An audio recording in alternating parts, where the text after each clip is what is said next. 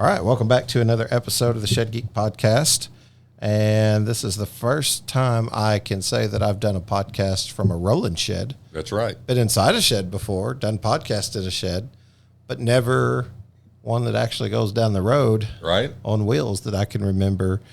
Keith, you want to introduce yourself to the audience, just who you are, your company, and a little bit about what you do. So my name is Keith Fromm. I own CSBK LLC, and which comprises of custom sheds by Keith, custom decks by Keith, custom backyard offices by Keith, and custom tiny homes by Keith. Okay. I like my name, Keith. It is a good name. It's a strong name. We're located in the Dallas-Fort Worth area. Mm-hmm. We service the entire Dallas-Fort Worth area. We also do projects beyond up in Oklahoma and Arkansas, building cabins, tiny houses, things like that. And that's what we do. Started the company 14 years ago after retiring from the advertising world, and haven't looked back since. Enjoy every day of it.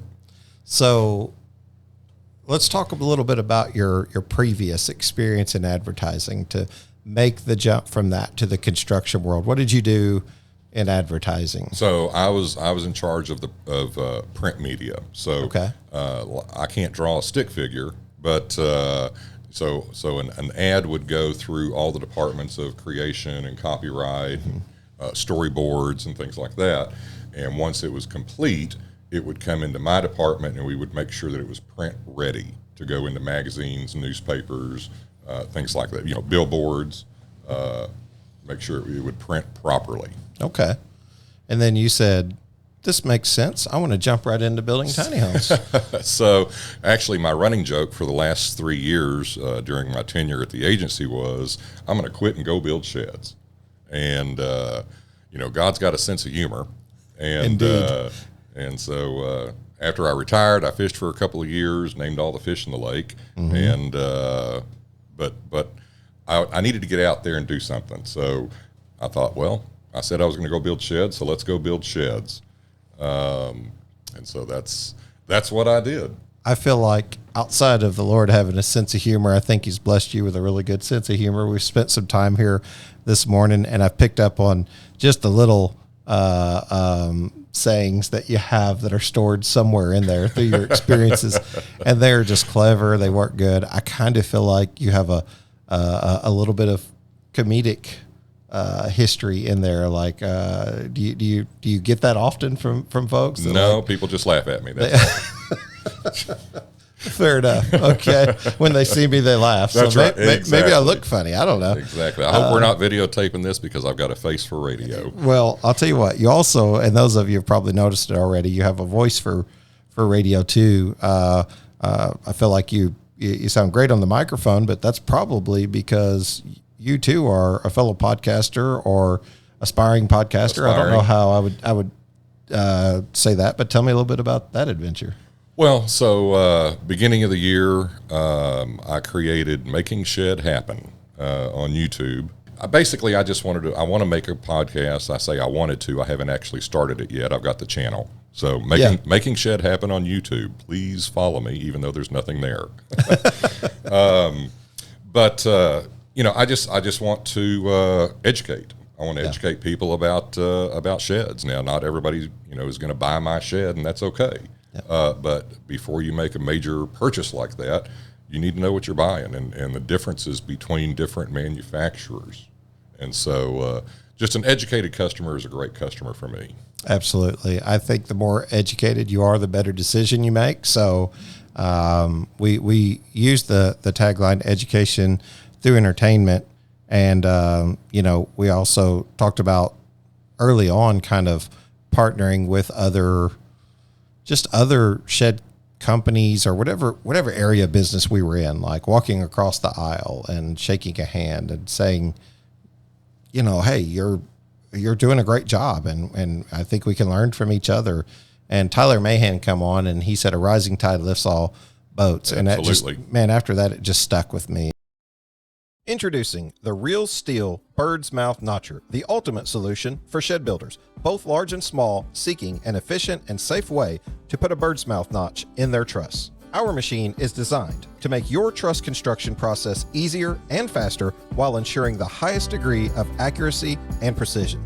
At Real Steel, we understand that every shed builder has unique needs and requirements, and that's why we designed our bird's mouth notcher to be highly adjustable and customizable. It can easily accommodate angles from 15 to 45 degrees and can cut up to 1 5/8 inch deep, making it perfect for a wide range of truss configurations.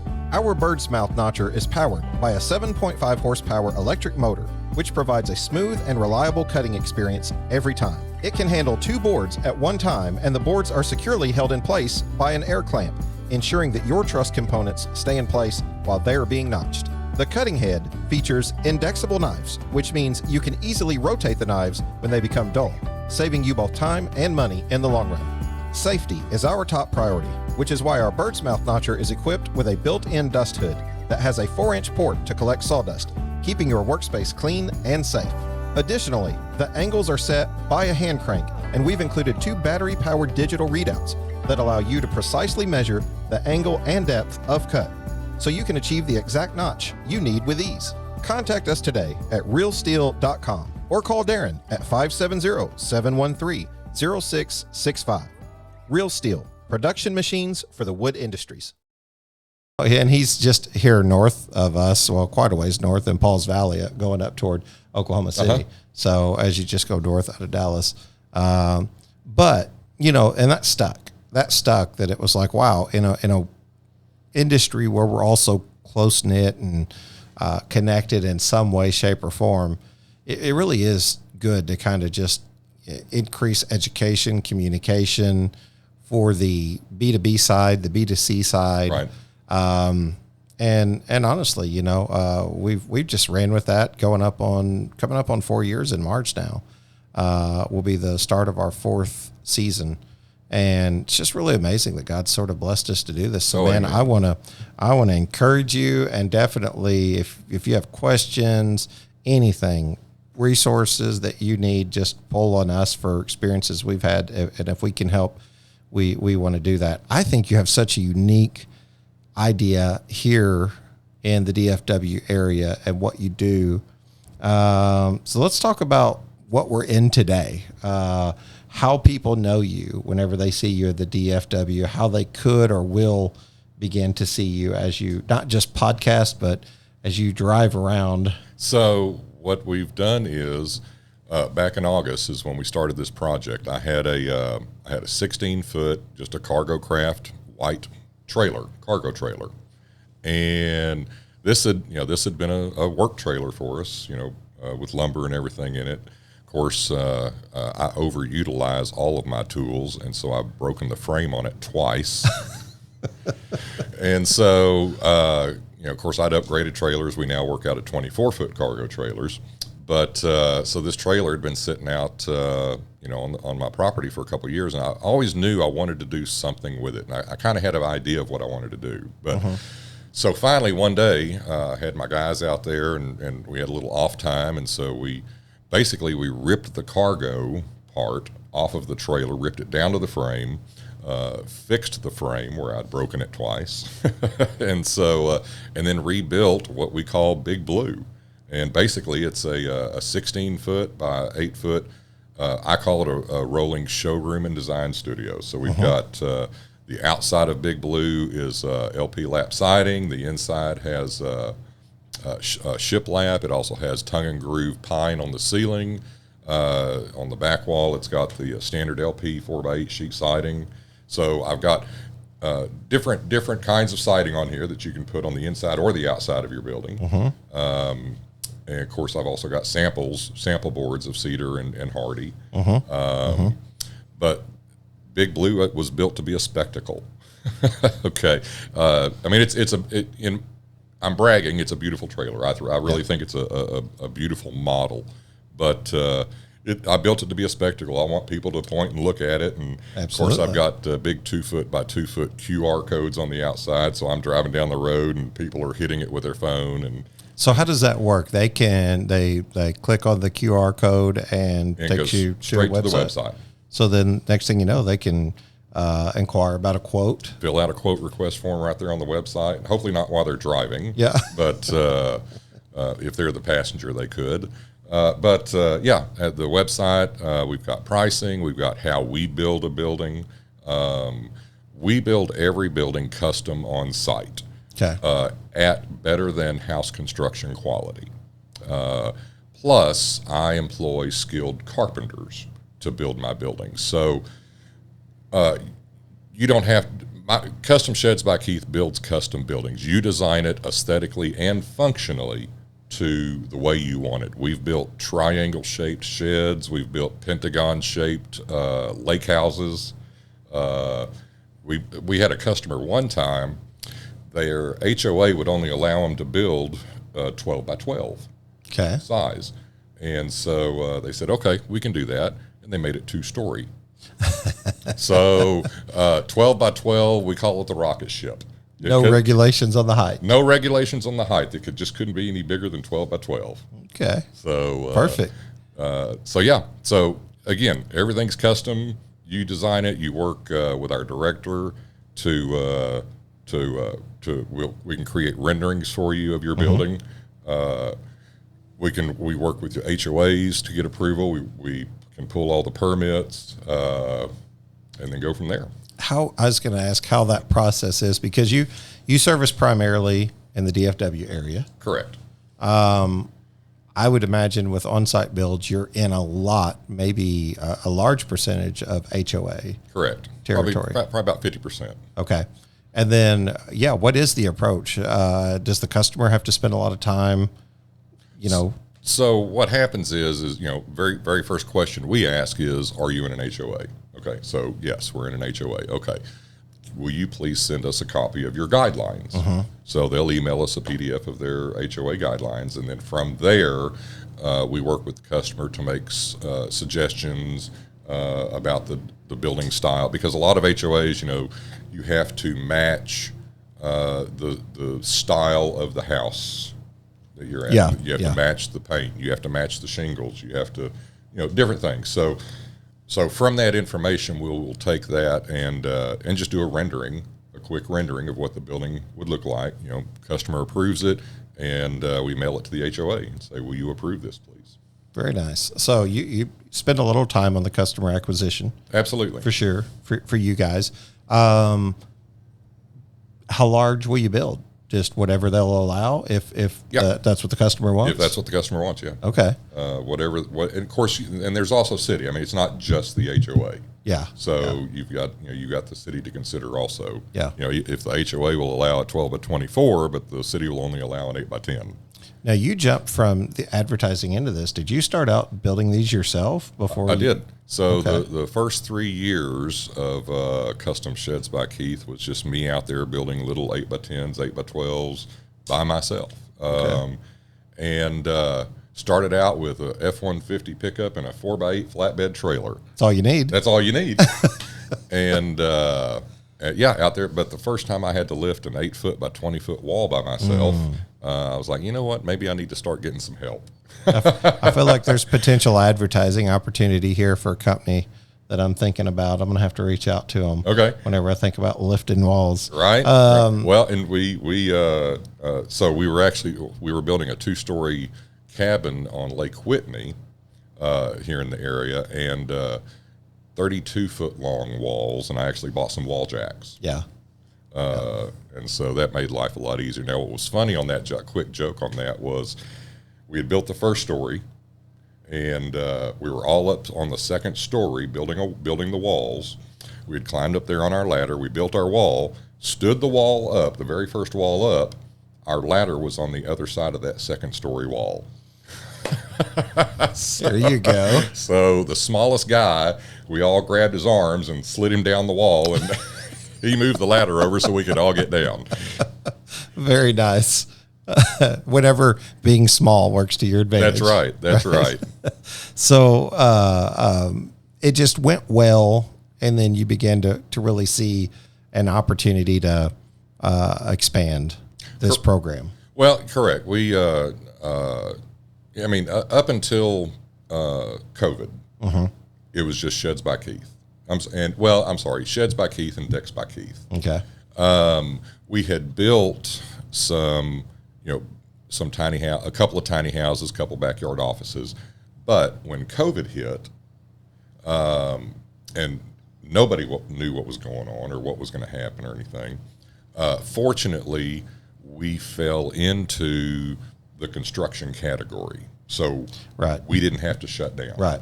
Of course, we were very careful to, even outside talking to the customer, we all wore face masks.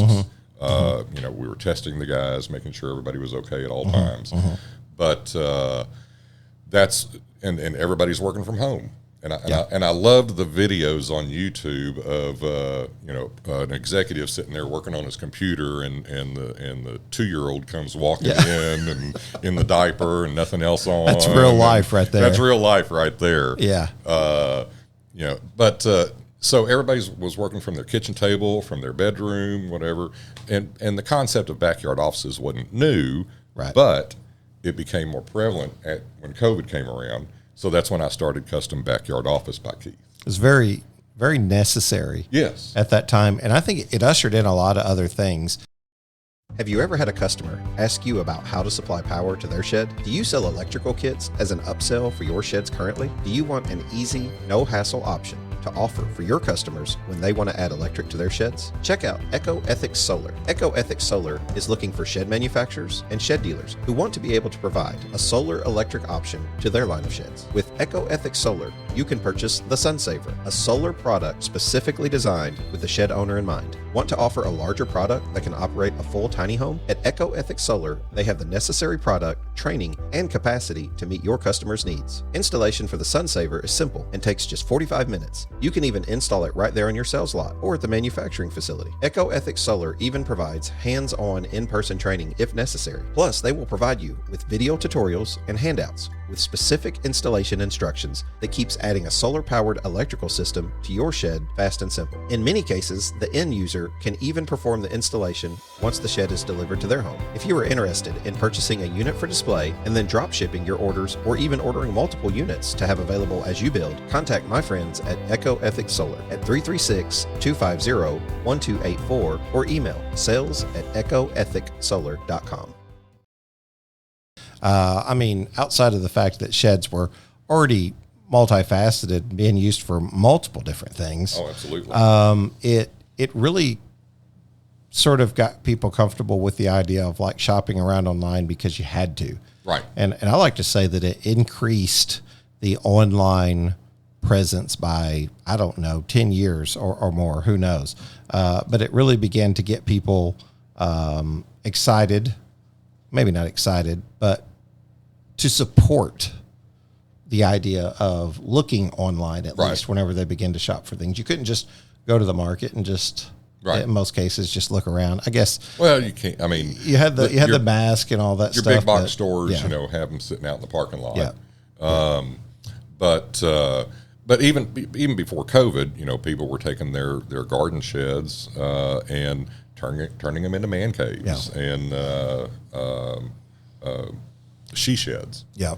And so things just when COVID came around, it just kind of opened everybody's eyes. Hey, I can't go anywhere. So let's do something with this shed and make our own escape. So what did you find? What's your experience been jumping in? Did you have a lot of experience in building sheds when you got started? What was that experience like, or what are some of the difficult points of like jumping into this industry that you found? Well, it wasn't like I just said, I'm going to go build sheds and just started doing it.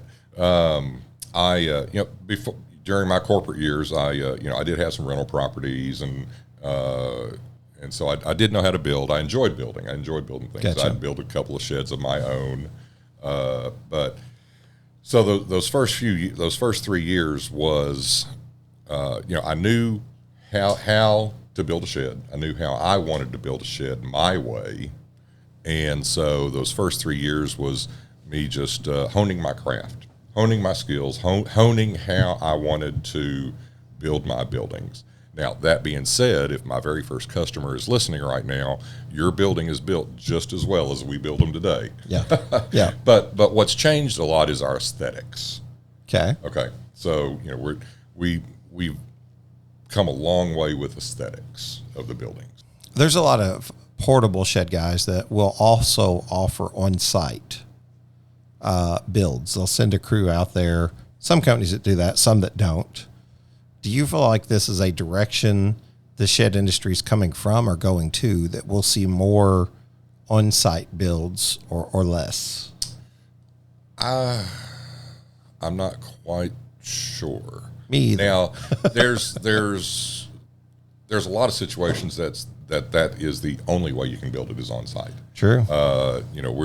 We recently finished up a 26 by 26 that was customer's backyard, but the backyard was 30 feet lower than the front yard, so it was down a hill. There was no other access, so you can't get a shed dolly back there. Yeah. So and plus, the biggest path he had was 4 feet because we had fence, pool, 2 feet on the other side of the house. So yeah, there was no way to get a portable building back there. We have a good friend that listens over in Europe, and they only build on site. Mm-hmm. There's no hauling side and transportation side. It's just on site only. And we actually had him on early on in the episode. Thankful to him because he's a avid listener. So appreciate you, Tom Burbage, over there in England. But it's unique, and I almost wonder sometimes, is it just kind of an added benefit for the shed guys that do want to start doing on-sites? Are there partnership opportunities for folks like yourself with those local companies who say, hey, we'll just get Sheds by Keith. Oh, absolutely. Involved. I mean, would you welcome that? I would absolutely welcome that. Because building on site is, I'm not going to say, there's an art to it. Yeah. You don't have a perfectly flat surface anywhere you go. We built a 16-foot long building where we had 2 inches off the ground on one side, and we were 4 feet off the ground on the other side. Yeah. So obviously the 2-inch side we're putting blocks, the 4-foot side we're putting post and concrete. Right. Yeah. And then of course we also skirt all of our buildings, and we contour the ground of the skirting. Yeah. So a lot of custom work, hence custom sheds. Absolutely. Also in the name. It's not just in the aesthetics and the design of the shed, but it's kind of that aftercare, if you will. Right. Just finishing up, button up everything on the shed and the ground around it. And that makes a lot of sense because, there's an RTO caliber, financing caliber side to much of the shed industry and what we do. And all of a sudden, if that's a rental month by month, can't get in there and take that thing away. So this is more of a permanent structure. The idea being that. So one of the things that we do is we create a solid base for our buildings. We're burying 16-inch by 16-inch house leveling blocks underneath the building. We are not building our buildings on skids. We bury those blocks, we build and level the building on concrete blocks, but then we also support every single floor joist down the middle with concrete blocks. So we're building essentially a little pier and beam house. And then we're also putting 16-inch earth anchors for those in there, and then cabling those to the building. Yeah. So yes, you can move a building, but it's just good. And a funny story, any business needs good reviews. Right. And, fortunately we have plenty of them, but one in particular, there was a customer we built a shed for, and 2 years later he was selling his house, but he had to take his shed with him. He wanted to take a shed with him. So he called a shed mover.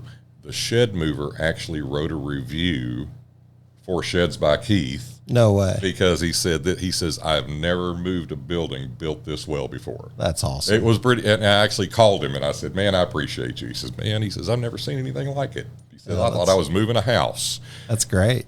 That's great. I'd almost be curious to go back through the Shed Haulers page and see if we haven't seen that thing show up already.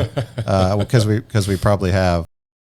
Managing your rent-to-own contracts just got easier with RTO Smart. Designed by leaders in the rent-to-own storage industry, RTO Smart was handcrafted to enable you with the tools needed to manage your own contracts your way without using a third-party rent-to-own company. RTO Smart is your one-stop shop, allowing you to generate contracts and manage customer accounts from start to finish while maintaining simplicity and flexibility. Call us today at 316-618-9396 or visit our website at rtosmart.com to schedule a live demo and discover why RTO Smart may be right for your business. A lot of great shed haulers down here in this neck of the woods for sure.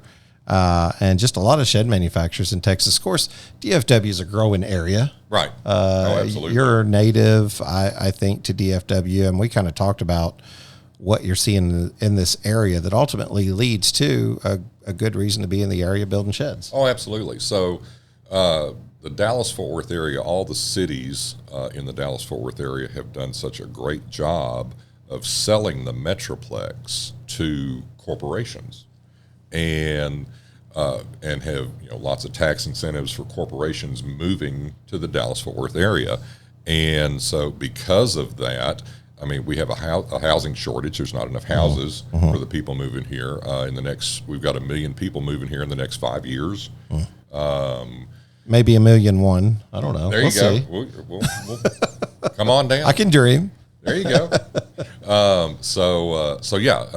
DFW is just, I mean, if you find a patch of dirt, it won't be there in 6 months. It'll be a house. Yeah. Yeah. For sure. So yeah, it's just growing like crazy. It's such a large city when you consider all, we came down here and we stayed in Waxahachie at an RV park. In Texas, we call it Waxahachie. Waxahachie. I've heard that once or twice now already. I've gotten all of them wrong, Keith. Everywhere I go, I always, I bring some kind of a different name to it. My favorite was Corsicana. What did I say? It's Corsicana. Corsicana, and I would say Corsicana. There you go. Yeah, I don't know. We just making fun of the host now. No, that's good. That's good. I get them wrong all the time. I get the names wrong all the time. But yeah, it's from Denton down to Waxahachie. Yeah. I mean, you can drive for an hour. Yeah. And there's something in every direction. Yeah. I mean, every major highway in DFW, I mean, you don't know when you're leaving one city and entering another. I feel like, what do they say? Like Los Angeles County has like 14 million people in it. But man, if DFW isn't the runner-up. Right. I mean, New York, obviously, in the Boston, Washington area, all that, Philly. But if you take almost like that triangle between Houston, I think Houston's the fourth largest populated wise city in the United States, New York, LA, Chicago, Houston. And then you got DFW and all it has, and then San Antonio and everything between, Austin, Waco, and then all the little towns between. Sometimes I feel like when I come down here in that system, you could buy up anything in that triangle. Oh yeah. And it's going to be very valuable now moving forward. And for a shed builder, though, all these municipalities make it a real problem in that. So DFW, like I said, has about 200 municipalities, and not a single one of them is the same when it comes to the code for building a shed or an accessory building. The city of Fort Worth, you have to have a permit for everything. City of Dallas, you don't have to have a permit until it gets bigger than 200 square feet. Okay. Talking about the growth of the DFW area, Weatherford out west of DFW, Weatherford, used to be a population of about 2,000. Well, 10 years ago, when they started running out of room in the middle of Fort Worth to build houses, they started building executive homes in Weatherford to be, housing for the people who work in Fort Worth. Well, the first thing Weatherford did was change a lot of their codes, one of them being any shed over 8 by 10 had to be bricked. Interesting. Yeah. And so, of course, there was a big upheaval about that. And they changed that code. But, so there is no rhyme or reason to any code in the area as far as permitting. Well, and you're being a native sort of here in Dallas, that's your bread and butter. That's who you're wanting to reach. You're, through your Big Blue adventures, Big Blue, through your podcasting adventures, sort of become, very valuable to that shed customer, right here in this area, and sort of like brand yourself in that way. We've got some other friends down here that build sheds on site, and then several that build sheds as far as like portable structures go. And I think it's interesting. I think you can't go wrong here being in sheds right now. I mean, people are always in need of storage. Right. Even the public storage units are going up all over the place down here. Over the place. Yeah, it's an example, and it's a testament to, we won't get too deep on this, but probably how politics plays into the role of business in a state. To some extent, I can't help it but think people want to come to Texas for many reasons. Right. Well, and even though we've got the population, the cost of living here is lower than a lot of places in the country. For sure. Yeah, absolutely. Yeah, I don't know. We always like it. I've been to Texas a handful of times now, 5 or 6 different times, and I have enjoyed it thoroughly every time. The people down here are just as nice as can be. I know that whenever you live in an area, you can always say we've had different experiences, and you will. But as a general rule, it seems whenever we come down here, everyone's so kind, everyone's so friendly, welcoming. We try to welcome you Northerners. Yeah, I know. I'm a Yankee technically. I always tell people where we sit geographically is lower than the majority of the state of Kentucky, but somehow we're still Yankees because we crossed that river and we're in Illinois. It was actually let's see, how do I say this? It was the lowest point of all the northern states. Okay. So people would funnel up through the Mississippi River, where the confluence of the Ohio and Mississippi would meet. Gotcha. And that became just sort of, they had, if anybody's ever been to Cairo, see, we call it Cairo, Illinois. It's Little Egypt. Okay. Because a lot of people say Cairo, and you got Thebes and Karnak and a lot of these other towns that Lewis and Clark named them after, but we call it Cairo. So like, I get to correct people whenever they're in the area, because they always call it Cairo. And it's kind of interesting. But I love being right there where we are, because I get to visit so many shed lots, and I can be 10 hours to almost any of them. Right. In most cases. So it works out really good. Well, we welcome you down here to the great country of Texas. Man, it's just great down here. My son loves it. I'm afraid he's gonna try to move down here before we do. Need a job? Yeah. Yeah. He's like, yeah, sure. He's 19 and he's got the world by the tail right now, Keith. I remember that. Yeah. It's been a bit ago.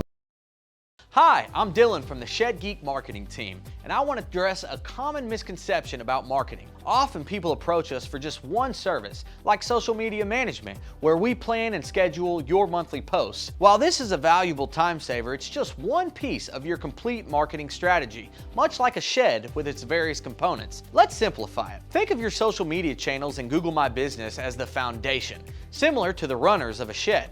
They support your digital storefront, your website, which is like the floor joists and band boards. To enhance your marketing, you'll need tools like Google Analytics, Facebook Pixel, and Google Tags, which are like the walls. These tools help track the success of your campaigns, measuring form submissions, 3D shed creations, and phone calls generated by our ads. Now, let's talk about the roof. Meta and Google ad campaigns. These are the top layers that complete your marketing shed. While you may inquire about one specific service, remember, they all contribute to the overall structure of your marketing strategy. At Shed Geek Marketing, we're happy to work on one individual aspect, but our goal is to build a comprehensive marketing shed that will truly stand out in the digital landscape. If you're ready to talk about your marketing strategy that will take your shed business to the next level, just go to shedgeek.com and fill out a submission form or contact the Shed Geek for more information. What do you make of this? Whenever you're driving Big Blue around, you got these QR codes on the outside of this thing. What do people think? Oh, I love it. What do you experience? They're pointing and looking. I mean, I'll be driving down. You're talking about the sheds still, right? Right. Okay. Watch it. let's not make this personal. No, that and I built Big Blue to be a spectacle. I wanted people to point and look, I mean it. Again, I'm proud of her. She's a beautiful building. Absolutely. But yeah, I wanted her to be seen, and and we've got banners on the outside of it. We got it lit up, and when I'm driving down the road at night, I've got the generator running in the back of the truck. I've got all the lights on. I got the TV running. I got lights on the outside of the trailer, and we showed up. So we met in Arlington. We're sitting in a parking lot. We're sitting in a parking lot. Yeah. And you said a fella kept looking over here. Yeah. As you was waiting on us to show up. Yeah. So I'd been here about 10 minutes. I was setting up, lights and stuff, and a gentleman had walked over and was actually hitting with the QR code. And so I opened the door and said, "Hey, how you doing?" And he said, "Good." I said, "Can I help you with anything?" He says, I actually, I see you on Facebook. I follow you on Facebook. He says, "I even got a quote from you one time." I said, "Well, that's awesome." And he says, "Yeah, I've seen the pictures of Big Blue on Facebook and your website, but I looked over here and I was like, is that really Big Blue?" So is the Facebook page Custom Sheds by Keith or Big Sheds Blue? by Keith. Facebook, okay. Yeah, Facebook. Okay. Sheds by Sheds Keith. by Keith. Okay. As you're saying this, I think it's hilarious. Like I'll see people creep by because we can see out the window. Yeah. And I'll see people creep by and they're smiling. Yeah. And they're pointing and they're looking over here. And I think it's great the way the guy come over and he recognized you. And driving down the highway, I get a lot of waves, people waving and honking, and my thought is, why would people not do that more? Like, why have we become so dignified that we can't, laugh at ourselves? And it's actually a really great business idea. The first time I started putting on the suspenders and bow tie, right. I was like, oh man, I don't know if I'm comfortable enough to do this. I must have thought I was cool or something, and people would think something of me if, to see me in this weird geeky outfit. And then I began to embrace it. At some point you started to realize that, like, if we just don't take ourselves so serious, right, absolutely. It was kind of amazing how people responded to it. And they were like, "Hey, you're having fun, aren't you?" Yep. You're actually a guy having fun. Yep. Absolutely. I am. Like, if I can't make fun of myself, right. and just have a little fun doing this, I got feedback. I like making fun of you too. Absolutely. I'm glad you do. I definitely remember, like some people saying, "Oh, shed geek, we don't know. Does that mean geek means, kind of everything about this stuff?" And I was like, "Well, listen, I don't know all about it. I try to take a humble approach. I'm trying to learn about it." Right. But shed geek meaning, we want to know about sheds, more about sheds, talk to people about sheds, but we don't have all the answers. I feel like it's a similar approach. So I kind of feel, kindred spirits here in that sense that, like, you said, "Hey, let's make this a spectacle. Let's make it fun. Let's make people see it." Right. And it's created business. It's right. generated good business, and you're selling fun. Exactly. To your point, switch lanes here real quick. As I've hired different carpenters over the years, and I've talked about how the aesthetics of my buildings have changed. Mm-hmm. Those changes have come from those carpenters that I've hired. And, Okay. and again, with me being coming up in the advertising world, in the corporate world, and not the construction world, I hadn't seen a lot of construction, per se. Okay. But as I was hiring different carpenters, they would bring ideas to the table, and we would incorporate those ideas into the buildings. Yeah. And just take them. I mean, over the years, we've just been able to take things to the next level. I mean, every year, next level, just by listening to my carpenters and my guys and listening to their ideas and incorporating them in. Is that the difference in being a boss and a leader? Like being a leader. I wasn't trying to go that deep. Okay, well, that's fine. I'll take it there. No, that's fine. No, I feel like there is a really good message there to. You don't always get that. A lot of times it's like, "Hey, I know what I'm doing. Listen and hush up and go to work." Well, and no, absolutely not. I mean, there are certain things that we that I do insist on, and as far as how we build our buildings. Okay. That obviously will not change, because this is what we've built our business on, the quality of how we build things. But even on the quality, I've incorporated some of my employees' ideas. So if they have an idea to make it better, I will absolutely listen, and we'll try it. Yeah. So, but yeah, my buildings have evolved over the years because of the input of my people. Do you feel like even the customer's vision and creativity has kind of helped?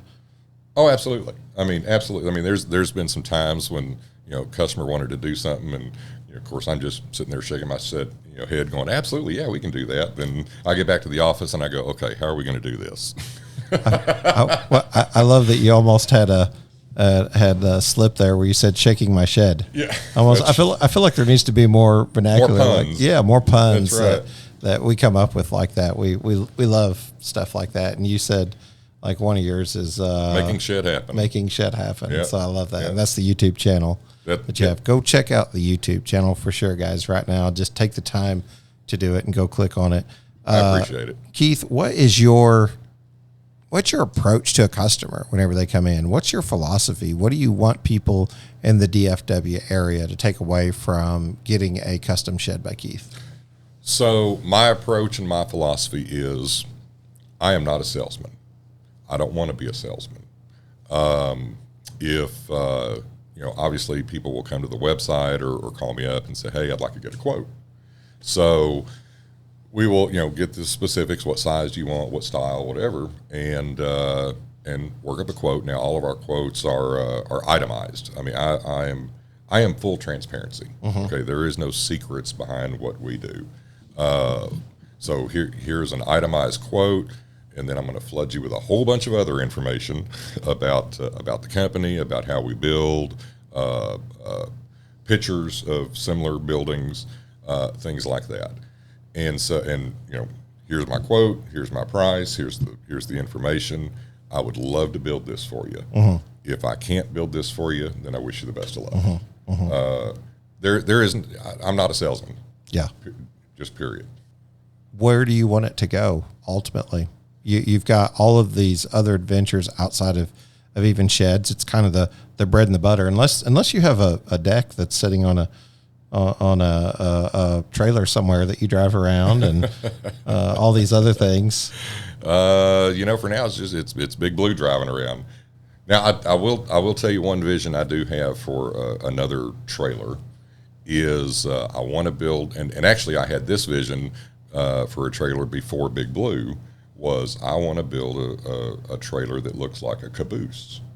Oh, a train neat. Caboose. Yeah. I want to set up model trains on the inside, and I want to take it around to children's hospitals. Very and nice. Things like that. Very nice. And gosh, what a cool idea. Put little mini cameras on the engines and broadcast that up to the kids who can't come down. And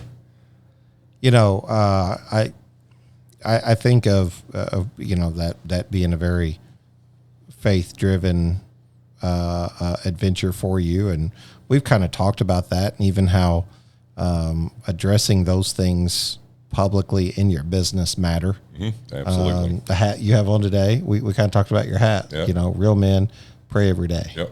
And how that kind of. And I wore my dirty hat today. I've got 4 or 5. That's a working man's hat. This is the working hat. I forgot to grab the new one that I usually wear in public, and not on the job site. But it's okay to kind of incorporate those things into your business model, not to push it down someone's throat. No. Necessarily, but to be respectful and kind, and not forgetting your roots and your maker. And if somebody wants to ask me about my faith, then I'll be happy to talk to them about it. Yeah. And it kind of, it probably creates a bit of a, just on that first time that you meet them, kind of gives them a little bit of peace, maybe, for most people. And I hope so. I hope that, before I meet them, hopefully they've been through my Facebook page and my website, and they've seen my faith on there. There's been times when I'll be driving down the road at 6:30 in the morning on the way to the job site, and beautiful sunrise, and I'll just take a picture of it and post it. Thank you, Lord, for this beautiful day. Thank you for the ability to do what I do. Yeah. No, I think that's great. I think that it's okay to incorporate that into our business, where a lot of people say it's not. I feel like it's just I don't know. We had somebody on this trip even say thank you for praying on the show. a lot of people won't do that. They won't use a platform to do that. And I say, well, I can't imagine not giving thanks for all that's been given to me. Oh, so. Absolutely. I mean, I feel like much has been given to me, so much is I have to give back. Yeah, that's right. Which I haven't even started to give back. I hope I can give back a lot more than I have. Well, let's get into that.